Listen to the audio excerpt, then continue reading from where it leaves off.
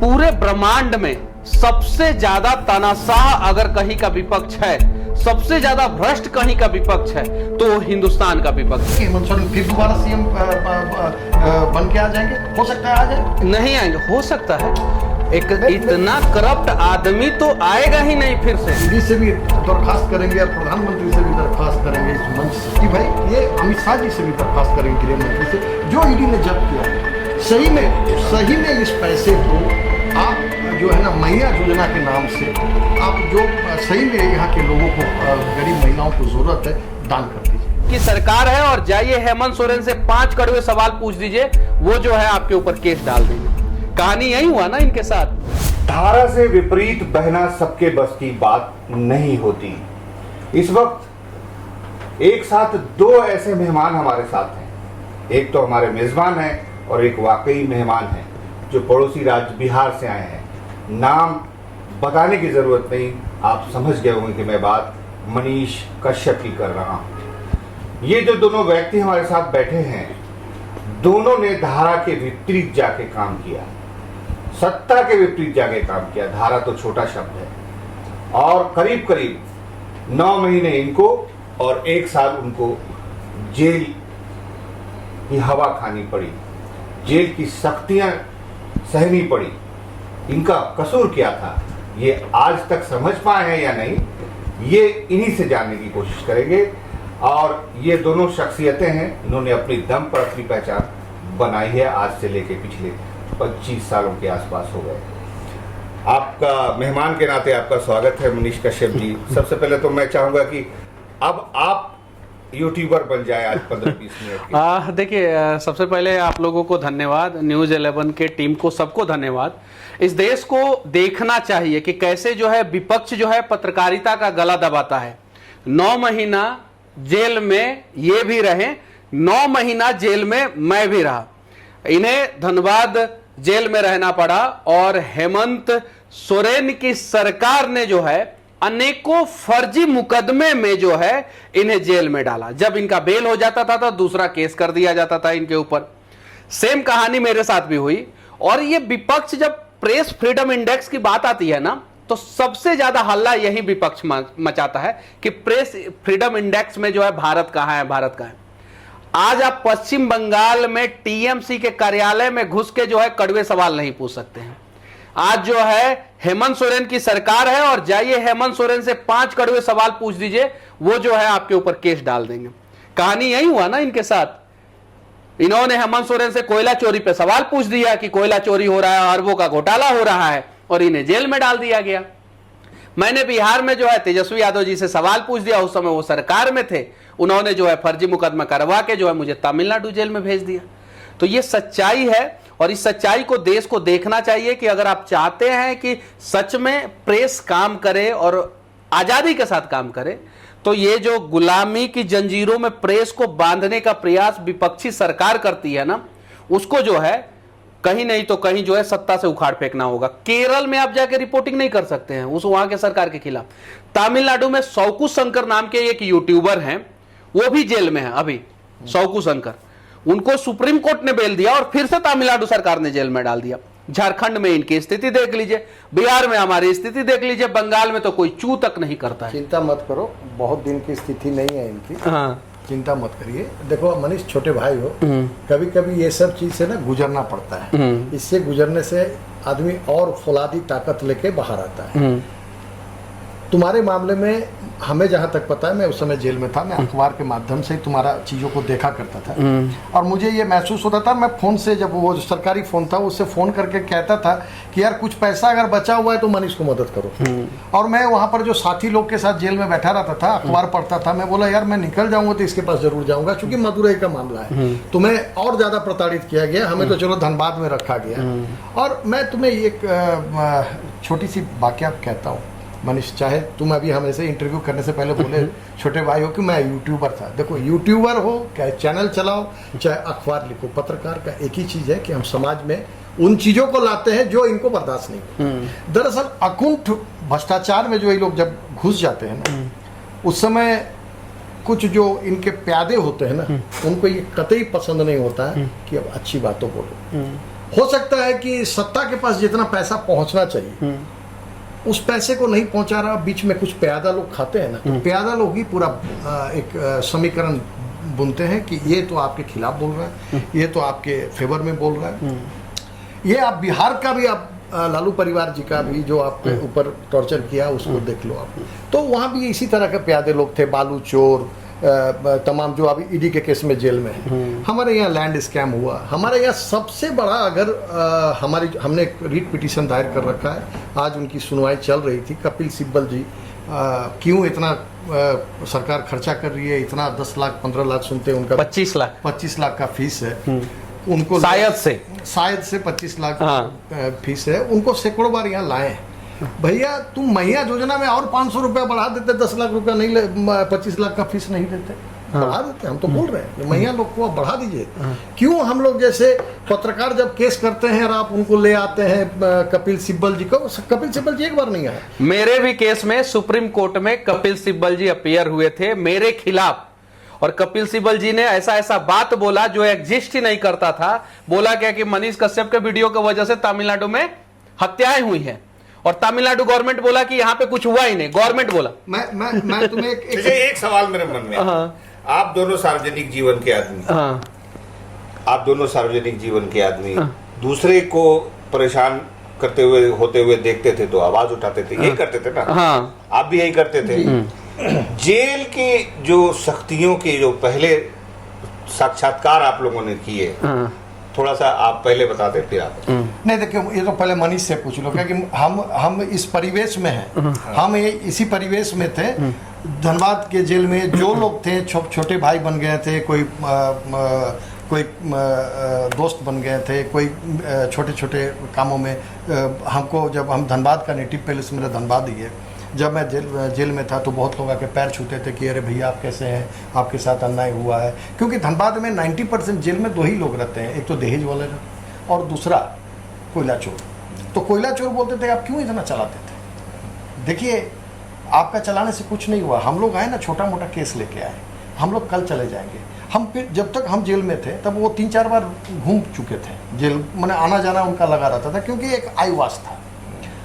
और मनीष वाला जो मामला है वो हम बहुत चिंतित तब होते थे, क्योंकि एक इस परिवेश का लड़का साउथ इंडिया में जाके मदुरई जैसे जेल में रह रहा है, वो क्या खाता होगा, वहाँ का खाना अलग, वहाँ का विचार अलग, वहाँ का बोली अलग, वहाँ का भाषा अलग। तो आप सोचिए मनीष जैसा एक लड़के को अगर आप तेजस्वी यादव भी भेजे हों, चाहे इनके पीछे कोई भी अधिकारी रहे हों, उन्हें अगर बुला के बोलते हैं कि मनीष मेरा भी पक्ष रख दो, तो हमें लगता है कि मनीष भी रखता है। अब हम लोगों की गलती क्या थी? आज तक कोर्ट में ये नहीं दे पाया कि मैंने फ़ोन करके पैसा मांगा था, आज तक कोर्ट में नहीं दे पाया। अब आपको शनिवार जी सुन के बड़ा अजीब लगेगा, जब आज से 8-9 महीना पहले मैंने अभी मेरे खिलाफ मैंने एक अभी कागज़ देखा, एक डीएसपी यहाँ के लिखते हैं कि मैं मोराबादी में घूम रहा था, अरूप चटर्जी भी घूम रहे थे, अरूप चटर्जी ने हमको धमकी दिया, ये किया वो किया। अरे साहब आप डीएसपी हैं और आज 9 महीने बाद आप लिख के सरकार को दे रहे हैं कि हमको धमकी दिया, जब आप पर हम एफआईआर कर चुके हैं। वो लिखते हैं कि वहाँ सीसीटीवी को खंगाला जाए, अरूप चटर्जी हमको धमकी देते दिख रहे हैं। अरे साहब आप पुलिस वाले थे, आपको अगर हम धमकी दे रहे थे उसी समय लालपुर थाना में जाके आप केस करते हैं। बिल्कुल है। आप एक बात बताइए कि किस तरह से फेब्रिकेटेड किया जाता है छोटा छोटा। और सबसे बड़ी बात है, हम कपिल सिब्बल जी को पत्रकार लोग हाथ जोड़ के अनुरोध करेंगे जो कपिल सिब्बल जी, आप झारखंड में हेमंत सोरेन जी जब गिरफ्तार हुए थे तो लास्ट आप इंटरव्यू किए थे, आपसे हाथ जोड़ के निवेदन है, झारखंड से जितना पैसा आप लिए हैं, ये आदिवासियों का राज्य है, गरीब का राज्य है। जो पैसा आपने लिया, आप में थोड़ा सा भी अगर जज्बा बचा हुआ है लॉ करने का, तो आप ये पैसा झारखंड गवर्नमेंट में मैया योजना में दान कर दीजिए। अगर आपके हिम्मत है तो आप मैया योजना में दान कर दीजिए, और यकीन मानिए जीवन भर इस चैनल में आपका कोने में मैं फोटो लगा के रखूंगा चैनल। मनीष जी आपका जो क्या मानूं, तमिलनाडु जेल जो है, जहां पे मैं मदुरई जेल में था, वो मदुरई जेल बहुत फेमस है क्योंकि 1865 में अंग्रेजों ने उस जेल को बनाया था, और उसमें हमारे देश के स्वतंत्रता सेनानियों को रखा जाता था। मैं जिस सेल में था, सिंगल सेल में था, एक सेल में, उस सेल का भी निर्माण जो है 1865 में ही हुआ था। पंखा नहीं था, और मदुरई जो है तमिलनाडु का सबसे हॉटेस्ट जगह है, क्योंकि वो सेंटर में पड़ता है, समुद्री उसका एरिया नहीं है, तो वो दिन में भी गर्म रहता है, रात में भी गर्म रहता है। अप्रैल, मई, जून, जुलाई और 7 अगस्त तक मैं जो है मदुरई के सेंट्रल जेल में था वहां पे। अब जरा सोचिए कि जिन लोगों को पढ़ाया जाता है इतिहास के पन्ने में कि काला पानी का सजा दिया जाता था, तो वही काला पानी से भी ज्यादा डेंजर सजा मुझे वहां पे मदुरई जेल में दिया गया था। गर्मी के दिन में बिना पंखा का 1865 का बना हुआ सेल में आप रह रहे हैं, और वहां के अखबार में रोज आपके बारे में छप रहा है, वहां के न्यूज चैनलों पे रोज चल रहा है कि मनीष कश्यप जो बिहार और तमिलनाडु को लड़ाने का प्रयास किया था। ये चीजें चल रहा है। अब वहां के जितने भी कैदी हैं वो लोग अखबार पढ़ रहे हैं, अखबार आता है उस जेल में, आता है हर एक वार्ड में जो है सप्लाई है अखबार, वो लोग पढ़ रहे हैं, देख रहे हैं कि अरे ये तो तमिलनाडु के बारे में गलत बोला था, अरे ये तो तमिलनाडु के बारे में गलत। उस परिदृश्य में अगर आपको 4-5 महीना रहने के लिए बोल दिया जाए तो आप सोचिए कि आपके दिल पे क्या गुजरेगा। मैं मतलब हमेशा सोचता था कि परिवार बर्बाद हो रहा है, पैसे बहुत ज्यादा लगता था। पिताजी ने 38 लाख रुपए के आसपास जो है व्यवस्था किया, पेंशन का पैसा अपना निकाल लिया, जो सेविंग अकाउंट में जो है पेंशन का पैसा रखते हैं वो निकाल लिया। उसके बाद से कुछ जमीन, कुछ गहना जो है गिरवी पे रखा गया। मेरे भाई का जो है वाइफ है, उनका गहना गिरवी पे रखा गया, और तब जाके मैं सलाखों के बाहर आया, क्योंकि मेरे केस में जो है जो वकील लोग रहते थे उन वकील लोगों को चार्ज भी देना होता था और तमिलनाडु जाने में दिक्कत भी होता था। तो बहुत सारी चीजें हैं।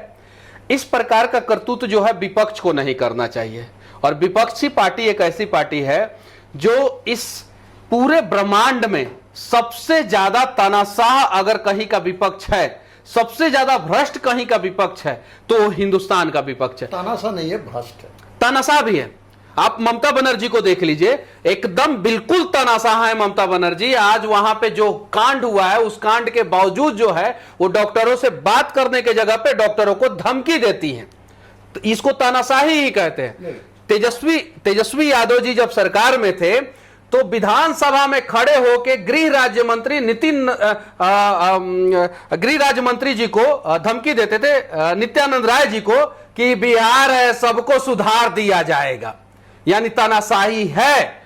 आप जाइए केरल में जो है, आप वहां की सरकार को देखिए कि सीरिया मॉडल कैसे अपना के और कैसे वहां से लड़कियों को जो है सीरिया भेजा गया, और केरल सरकार को जो है उस पर जांच बिठाना चाहिए था, उसको एक्सपोज करना चाहिए था, उसको दबाने का प्रयास किया। तो यानी तानाशाह है, विपक्ष तानाशाह है।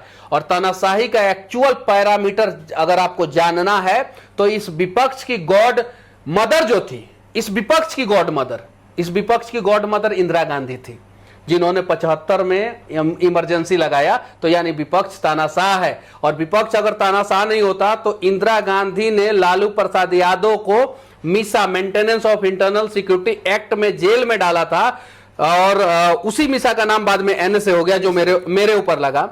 और लालू जी जब जेपी जी को छाप लिए थे तो इतना पुलिस ने डंडा मारा था, इतना डंडा मारा था, और वहीं लालू जी का पूरा लाल जो है जाके विपक्ष के गोद में बैठे हुए, और वहीं तानाशाही की पाठशाला में वही किताब पढ़ रहे हैं और लोगों के साथ तानाशाही कर रहे हैं। तो तानाशाह तो है। शनिवार जी आपको मैं बता दूं, इन लोगों सिर्फ तानाशाह तो है ही, लेकिन इतने बड़े भ्रष्टाचारी हैं, क्योंकि वो भ्रष्टाचार के इतने पैसे हैं। आप देख रहे हैं झारखंड में ईडी को कहीं पर 300 करोड़ मिल जा रहा है, उड़ीसा में, और कहीं 40 करोड़ मिल जा रहा है, कहीं पर 20 करोड़ मिल जा रहा है। मैंने पैसा जैसे रोड में जैसे पड़े हुए मिल रहे हैं, और वहीं आप मैया योजना को 1000 रुपया दे रहे हैं। हम तो बोलेंगे ना, ईडी से भी दरख्वास्त करेंगे और प्रधानमंत्री से भी दरख्वास्त करेंगे इस मंच से, कि भाई ये अमित शाह जी से भी दरख्वास्त करेंगे, गृह मंत्री से, जो ईडी ने जब्त किया है ना, सही में इस पैसे को आप जो है ना मैया योजना के नाम से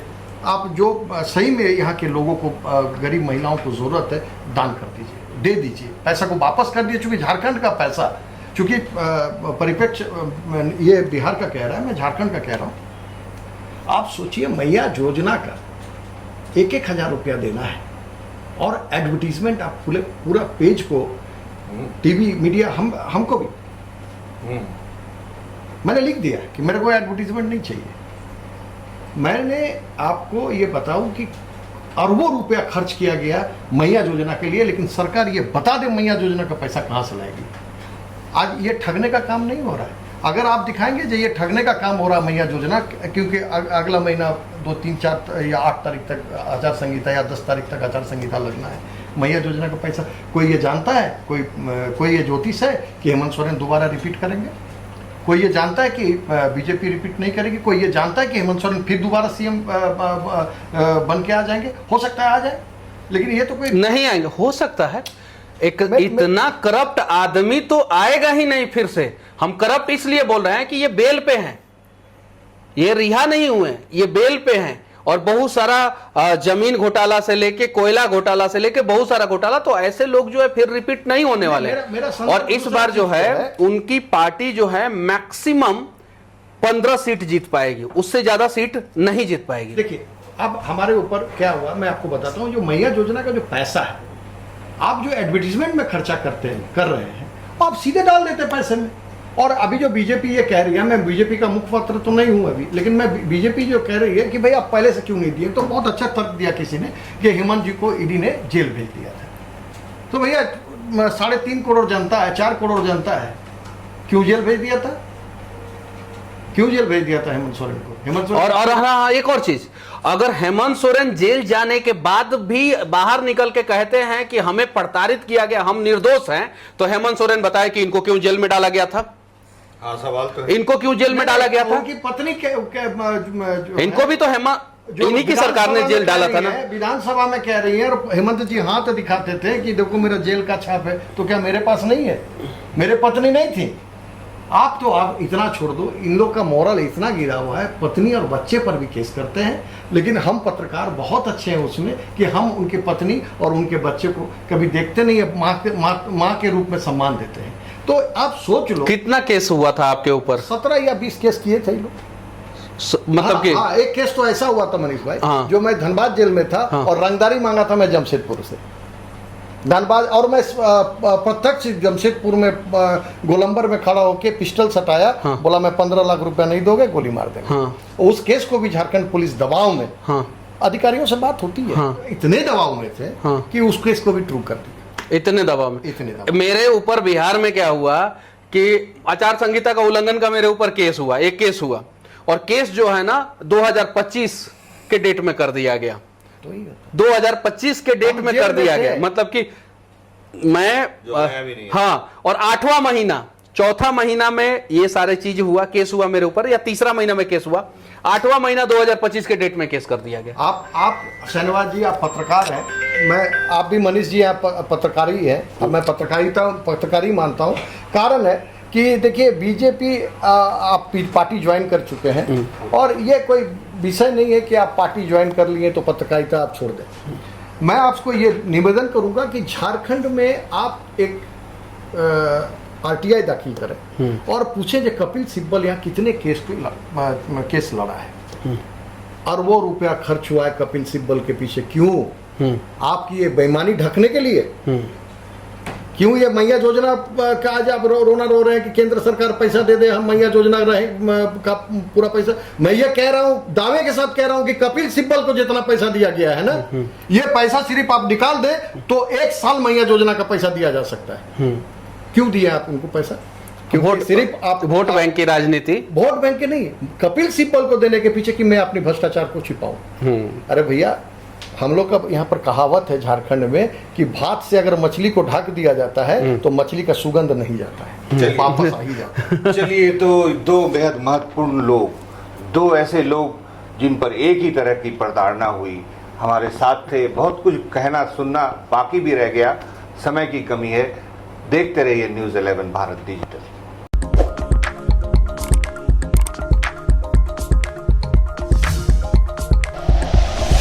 like and share videos, subscribe करें हमारा चैनल और प्रेस करें बेल आइकॉन। न्यूज़ 11 भारत, सच है तो दिखेगा।